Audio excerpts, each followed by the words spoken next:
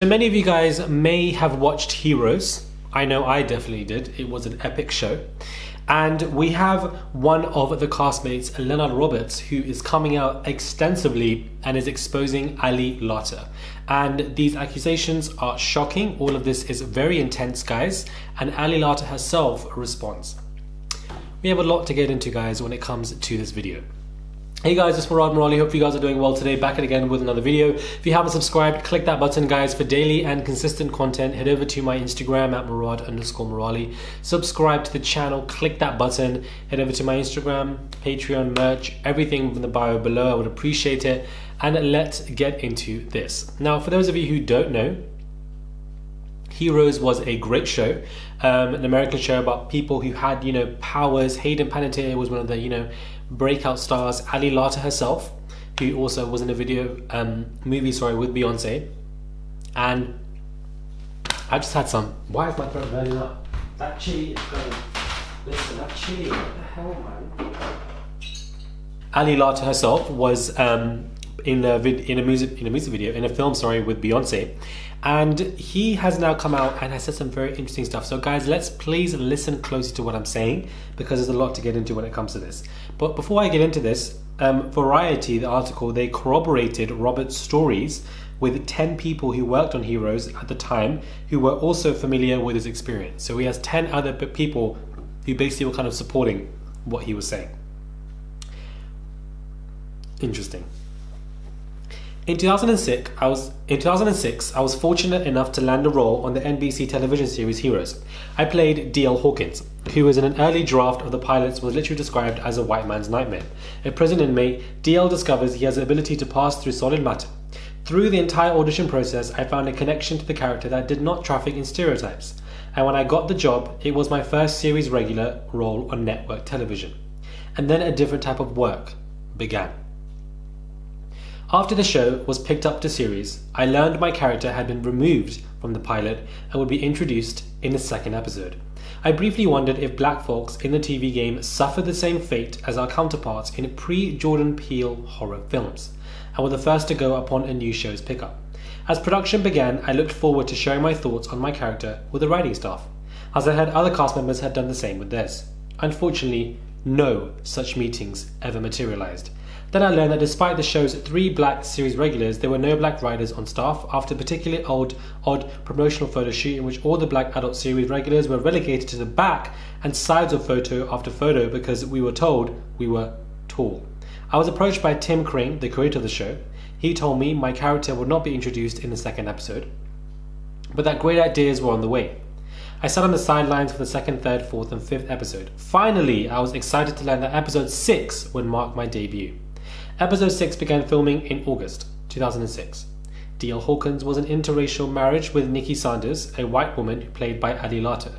The script suggests that D.L. and Nikki had a volatile relationship, and it wasn't long before art was imitating life, with me on the receiving end of pushback from my co-star regarding the play of a particular tense scene. Coming from theatre, I was familiar with passion running high in the process of bringing characters to life.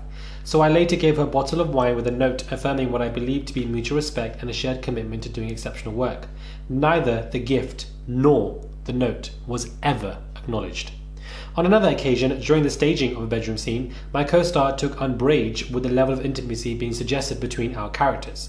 And she was basically, to wrap this little part up, rather than, going word for word verbatim, she was kind of extremely upset with the fact that, they were going to do some kind of suggestive scenes together that may be a bit intimate. She didn't like that, and she stormed off in a way and, had an argument behind the scenes with the directors and everything.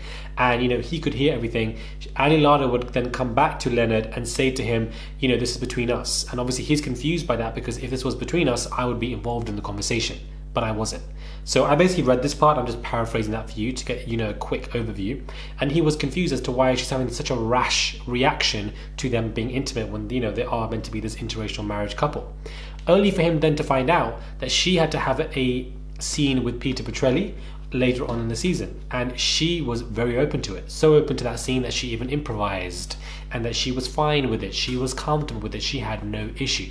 But when it comes to Leonard Roberts, she was extremely irritated, felt uncomfortable, and felt like it just was a major issue. So at this point, Leonard Roberts thought that race definitely played a part in this, because she didn't know why there was a major reaction to him and not the other. Well, I also believe that Leonard Roberts is probably speaking correct. And as I said at the beginning of the video, that Variety said that the story has been corroborated by 10 other people. This is very shocking, guys. I can't imagine a lot of people will watch this video, but I was a big fan of Heroes, so I'm definitely invested in this and I wanted to get a video out. So I find this to be very interesting. Very interesting. Damn. In 2006, I had a meeting with executive producer Dennis Hammer, who, had a meeting about how people thought that they were beefing on set. Hammer told me not to worry, as the matter was being handled internally, and to continue being the professional I had proven myself to be. One of my go-to sound bites during the time was all this and a check. I quickly learned, though, that whilst the acting was the vacation, the vocation was being a team player, and towering the positive party line in press interviews and media events. I was only interested in dealing with drama that was on the page, but that goal would prove to be elusive. As the first season played out, I learned that 2 other non-white lead characters would pass, and I started to wonder whether my character would suffer the same fate. His presence on the show kept getting smaller, and by the mid-season finale, he had been, harmed more times than anybody he really expected. I even had my management inquire about the possibility of me being, taken off the show. Whilst I was initially thankful for the opportunity, the experience had become creatively unfulfilling, and I thought moving on might be best for everyone. I was told, however, that the production response was that they love Leonard. And in March 2007, whilst filming the penultimate episode of the season, producer told him that he was definitely returning for season 2. One of our last publicity obligations that first season involved a photo shoot for Entertainment Weekly, in which cast members based on their characters' relationship on the show were featured on collector's edition covers. Basically, the couples of whoever was in the show would feature separately in magazine covers depending on what couple you're with. Ali Larter caught of the idea and realized that the cover of those two actually wasn't selling that well. And she goes to him and says, "I'm hearing our cover is selling the least of all time," she told me. It was the first and only thing she said to me that night, and I believe the subtext was clear, that I was tarnishing her brand. The day after returning from upfronts, I received a call from Crink, my first ever. In a short voicemail message, he said that due to the Adi Larter situation, when the show returned for season 2, audiences would learn that DI had passed, and that I was free to call him if I wanted to. I took a couple of days to cuss, mope, and second guess, after which I decided to take Crink up on his offer and set an appointment with him. When I arrived at his office, I was surprised to see that Dennis Hammer was there as well. Crink began by reiterating that because of my co-star, he just couldn't make my remaining on the show work story-wise. Wow, so this Ali Larter basically robbed him of his for no reason. This stupid clown. Let me relax. I'm typically not one who refers to himself in the third person, but in that instance, I felt compelled to channel my inner Alexander O'Neill and pointed out how he fired Leonard Roberts, but only mentioned Mr. Roberts' co-star as the reason for his firing, and that Leonard found that curious. Crane said he felt my character had been painted into a corner due to the fact that we didn't have chemistry, and that any attempt to create a new storyline for DI just felt like the tail wagging the dog. I replied that I found it interesting he had created a world where people flew, painted the future, bent time and space, read minds, erased minds, and were indestructible, yet somehow the potential story solution of my character getting divorced left him utterly confounded. That's a good point. I also questioned how a we issue could be cited as justification for the firing of me. Let me repeat that. I also questioned how a we issue could be cited as justification for the firing of we. Hammer stepped in. He said he needed me to know I was loved and my co-star was hated by many of her for her behaviour, saying it as if I would join in. I didn't. I just want to be able to do my job and do it well. Hammer then made it clear he would deny what he said if I went public with revelation. I pointed out it was absurd to hear that, given that when the meeting concluded, my co-star would be the one with a job and I would be the one painfully unemployed. Don't think of the situation where the black man loses and the white woman wins, Hammer said. Well, that's clearly what it was. And that was the first time my race was ever acknowledged while I was part of the show. Not for any creative contribution I could make, but for what I believed was the fear of becoming litigious. Damn, guys. Are we surprised? My voice felt muted and my light dimmed. Fighting against the isolation brought on by both was an all-time consuming. It's all coming out, guys. It's all coming out. She has responded, Ali Larter, This is crazy. But she has responded and has basically said that she didn't know that that was going on. She's very apologetic if that's how he's feeling. You know, one of the, you know, normal responses that we see with people. This is what Ali Larter said. I'm deeply saddened to hear about Leonard Roberts' experience on Heroes, and I'm heartbroken reading his perception of our relationship, which absolutely doesn't match my memory nor experience on the show. I respect Leonard as an artist and I applaud him or anyone using their voice and platform. I'm truly sorry for any role I may have played, not may, you did, in his painful experience during that time. I wish him and his family the very best. This kind of gaslighting nonsense. I'm sorry if, you know, if I may, you did, beloved.